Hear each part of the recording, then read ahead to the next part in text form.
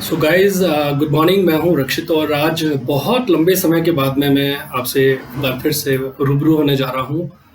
एक छोटी सी गुफ्तगू, एक संवाद, एक डायलॉग।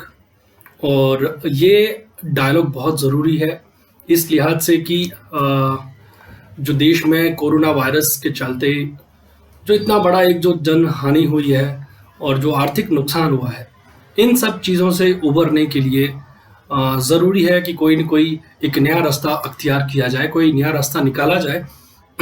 तो इस संदर्भ में मैं आप सबके सामने एक नया बिंदु लाना चाहूँगा। हालाँकि ये नया नहीं है, बहुत ही प्राचीन है और अर्वाचीन यानी कि नई दुनिया के लिए ये थोड़ा-सा नया इसलिए है कि हमने इसको भुला दिया। और जो मैं आज बात करने जा रहा हूँ, वो जैविक खेती के ऊपर है, देशी खेती के ऊपर है। जो प्रिसिजन फार्मिंग होती है, परंपरागत जो खेती होती है, इनके बारे में बात करना चाह रहा हूँ। एक्चुअल में ये छोटी-छोटी टर्म्स अपने आप में बहुत इम्पोर्टेंट है, बहुत मायने रखती है। और मैंने कहा कि ऑर्गेनिक फार्मिंग, तो ऑर्गेनिक फार्मिंग का सीधा-सा मतलब यही है, ये है यहाँ पर कि केमिकल्स जो भी बीज के अंदर यानी हाइब्रिड बीज नहीं होकर वो देशी बीज होगा। उसके अंदर केमिकल के कंटेंट जो उर्वरक हैं, जो दवाइयाँ हैं, उनके अवशेष नहीं होकर वो एकदम शुद्ध होंगे। तो उनको हम जैविक मानेंगे। यानी आप जो कुछ खेती करोगे उसमें ना तो आप हाइब्रिड बीज लगाएंगे, ना ही आप रासायनिक उर्वरक डालेंगे और ना ही आप पेस्टिसाइड्स डालेंगे। रासायनिक पेस्टिसाइड्स नहीं डालेंगे। तो ये कुल मिलाकर जो एक प्रक्रिया है, ये बहुत ही काफ़ी प्राचीन समय में हमारे यही होता था।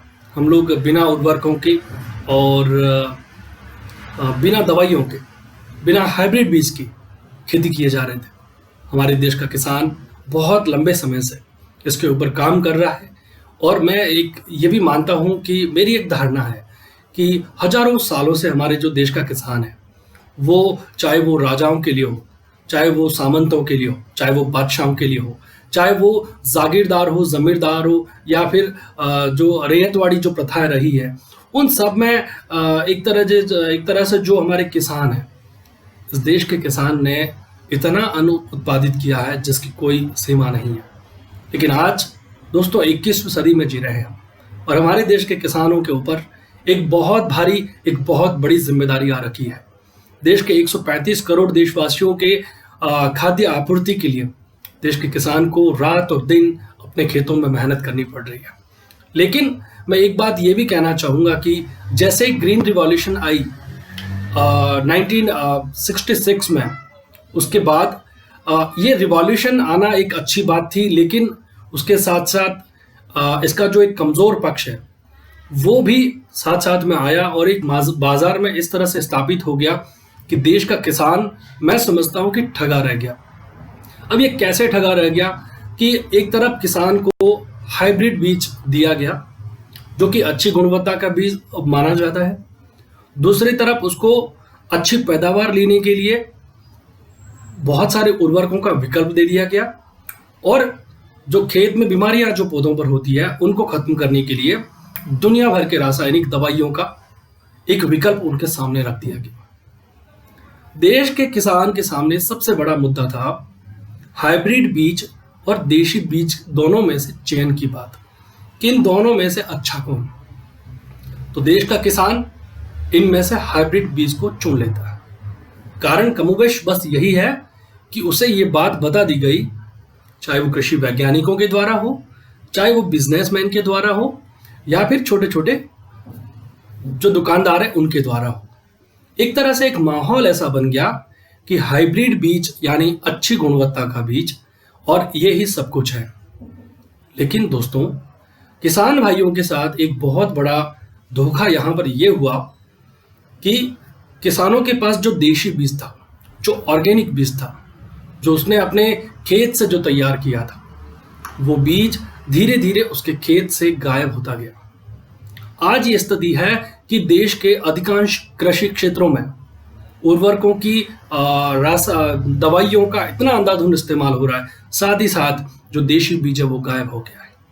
कारण कि हमने जो बाजार बनाया, उस बाजार ने हाइब्रिड बीज का हमारे किसान को विकल्प दिया, और इस अंधाधुंध दौड़ ने किसान को इतना कमज़ोर कर दिया, इतना शिथिल बना दिया कि वो ये समझ ही नहीं पाया कि वो इस मार्केट में क्या करने जा रहा है। उसके सामने जो हाइब्रिड बीजों का एक विकल्प था, उसको उसे मजबूरन अपनाना ही पड़ा, क्योंकि उसे इस प्रतिस्पर्धा में खड़ा रहना था। तो ये जो प्रतिस्पर्धा एक क्रिएट की गई कि ज़्यादा पैदावार, और ये ज़्यादा पैदावार की जो प्रतिस्पर्धा थी, ये देश के किसानों के लिए बहुत ज़्यादा नुकसानदायक साबित हुई।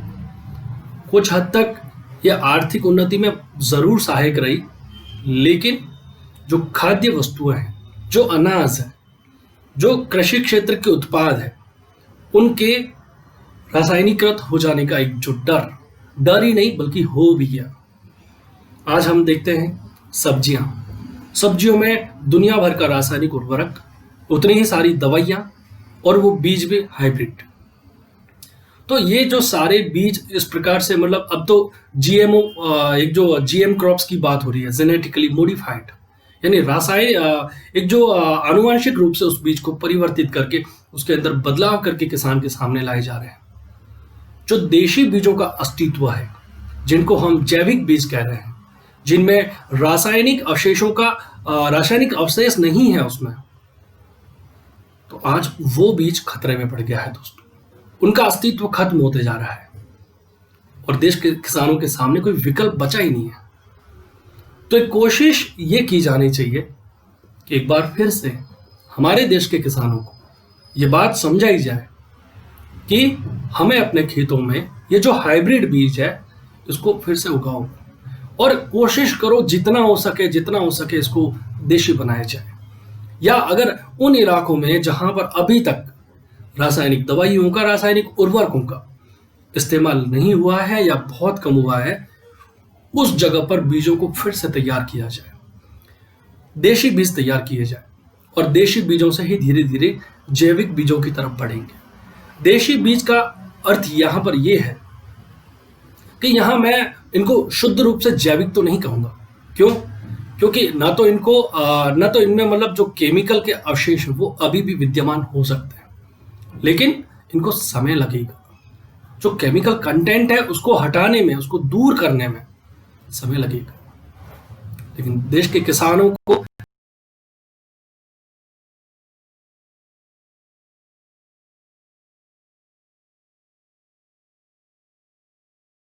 ये बात ये भी है कि इससे आपको एक नुकसान भी हुआ है कि किसानों के ऊपर जो एक आर्थिक बोझ है वो बढ़ता जा रहा है। कैसे बढ़ा आर्थिक बोझ? आप बीज के लिए, जो बीज आप अपने खेतों में तैयार कर रहे थे, वो बीज आज आपको मार्केट में लेने जाना पड़ता है, और मजबूरन बहुत ही महंगा दाम चुकाकर आप उस बीज को लेकर आते हैं, जबकि उससे बढ़िया क्वालिटी का, अच्छी गुणवत्ता का जो बीज था वो आपके पास था, लेकिन आप ठगे रह गए। आपको ये बात बता दी गई कि हाइब्रिड बीज यानी सब कुछ, और वो बीज आपको मोटा सा दिखेगा, आकर्षक दिखेगा, और किसान बस इस बहकावे में आ गया कि मोटा बीज, अच्छा बीज, आकर्षक दिखने वाला बीज, ये सब कुछ है। लेकिन सच्चाई ये थी दोस्तों कि ये जो केमिकल से सने हुए जेनेटिकली मॉडिफाइड सीड, और जो एक प्रकार से हाइब्रिड और कंपोजिट टाइप की जो वैरायटीज हैं आपके समक्ष जो लाई गई है, इससे यहाँ के जो देशी बीजों का जो अस्तित्व था वो खतरे में पड़ गया, वो छीन लिया गया। तो इसका सबसे बड़ा नुकसान क्या हो रहा है कि जो पौधों में एक तो पैदावार दिनों दिन कम होती जा रही है। आप अंधाधुंध रासायनिक उर्वरक डाल रहे हैं, इसके बावजूद भी पैदावार दिनों दिन कम होती जा रही है। आपके जो खेत की मिट्टी है, उस मिट्टी में रासायनिक कंटेंट बहुत ज्यादा हो रहा है, जहर घुल रहा, जहर। और इस जहर से मुक्ति पाने का एक ही उपाय है, जैविक खेती।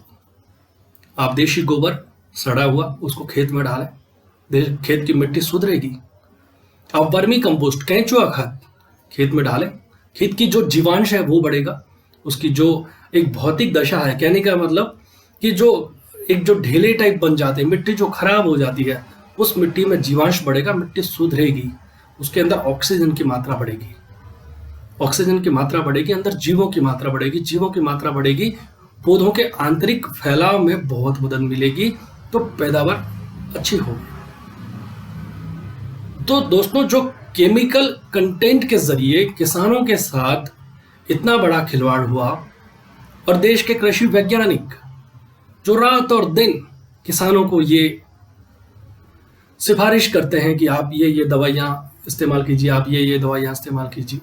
मुझे ये समझ में नहीं आ रहा है कि आज भी हमारे देश में जैविक कॉलेज, जैविक महाविद्यालय या जैविक यूनिवर्सिटी की बात नहीं हो रही है। यानी एग्रीकल्चर यूनिवर्सिटी की तो बात कर रहे हैं, लेकिन organic agriculture, organic farming based university की बात नहीं कर रहे हैं। इस तरह के स्कूल्स की बात हम नहीं कर रहे हैं। और हमारे सामने जो कल्चर हमें सामने रखा गया, उस कल्चर में हम लोग घुसते गए।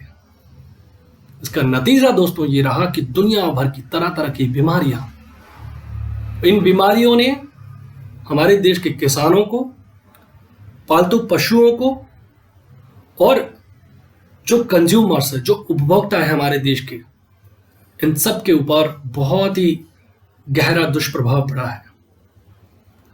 ये धीमा जहर एक दिन में सामने नहीं आता, लेकिन उसके दुष्परिणाम, उसके दुष्प्रभाव धीरे धीरे दिखते जा रहे हैं। एक तरफ मनुष्यों में देखिए आप, पौधों में देखिए आप, पशुओं में देखिए आप, बीमारियों की संख्या बढ़ी है, नई नई बीमारियां पैदा हो रही है।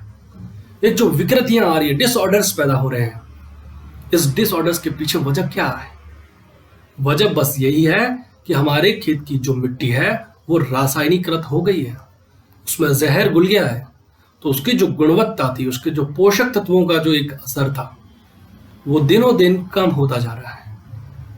क्या कोशिश कर सकते हैं हम कि देश के किसान को एक बार फिर से जैविक खेती की ओर आकृष्ट करें? उदयपुर में 29, 30 और 1 दिसंबर को जैविक महोत्सव का आयोजन हुआ था, और इस आयोजन में देश भर से जैविक खेती करने वाले कृषकों के समूह आए थे। खासकर महिला कृषकों के समूह आए थे। गांवों में देशी खेती करने वाले, जैविक खेती करने वाली महिलाओं के समूह आए थे, और वो अलग अलग तरह के बीज, सब्जियां, मसाले, अनाजों के बीज, उन सब चीजों को वहां लेकर एज ए प्रदर्शनी में अपने बीज लगाए थे। दोस्तों, मुझे लगा कि हमारे देश में नहीं बल्कि समूची दुनिया में एक जबरदस्त टर्न आ रहा है, एक जबरदस्त बदलाव की तरफ मोड़ ले रहे हैं। जैविक खेती एक बार फिर से प्रचलन में आ रही है।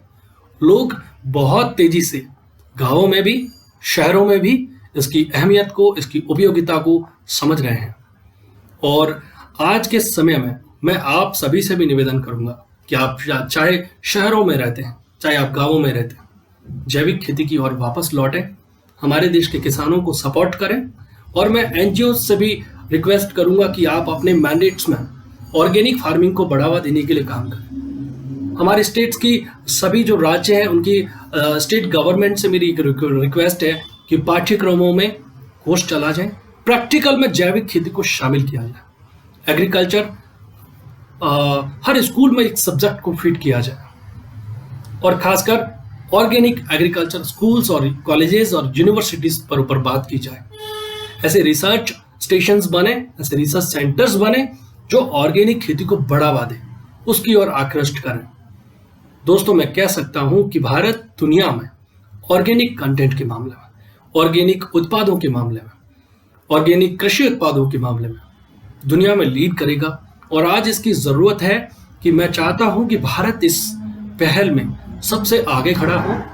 ये इसलिए जरूरी है कि हम रासायनिक कल्चर में इतना घुल मिल गए हैं कि ये हमारे स्वास्थ्य के ऊपर इतना दुष्परिणाम हो रहे हैं जिसको हम जान ही नहीं पा रहे हैं। तो दोस्तों, मैं उम्मीद करता हूं कि ये वीडियो आपके दिल को छू जाएगा और आप इस बात को, इस अहमियत को समझेंगे कि रासायनिक खेती ने देश के किसानों को कितना कमजोर किया है, कितना शिथिल किया है, और जैविक खेती का जो विकल्प हमारे सामने खड़ा है, ये देश के किसानों को उनकी आमदनी में, उनके स्वास्थ्य पर, उनकी एक जो आर्थिक और सामाजिक जीवन को कितना उन्नत और कितना बेहतर बना सकता है। ये आप समझ सकते हैं कि इसकी डिमांड दुनिया भर में ऑर्गेनिक खेती की, जैविक खेती की जो डिमांड है वो दिनों दिन बढ़ती जा रही है। और इस डिमांड को समझते हुए मैं चाहूँगा कि भारत सरकार और हमारे राज्यों की सरकारें इस बिंदु को बहुत ही गंभीरता से लें और देश में इसको लागू करें। और बाकी जो स्कूल्स हैं, अब मैं खासकर एग्रीकल्चर साइंटिस्ट से एक रिक्वेस्ट करना चाहूँगा कि आप इस केमिकल कल्चर को छोड़िए, जैविक खेती की तरफ लौटिए, देश के किसानों को गाइड कीजिए, रासायनिक खेती के विकल्प आप तैयार कीजिए, उसमें आप रिसर्च इनोवेशंस कीजिए, तो देश के किसानों को बड़ी मदद मिलेगी। और यही मैं समझता हूँ कि एक बहुत बड़ी सामाजिक सेवा के रूप में हमें देखने को मिलेगा। तो इस वीडियो में बस केवल इतना ही।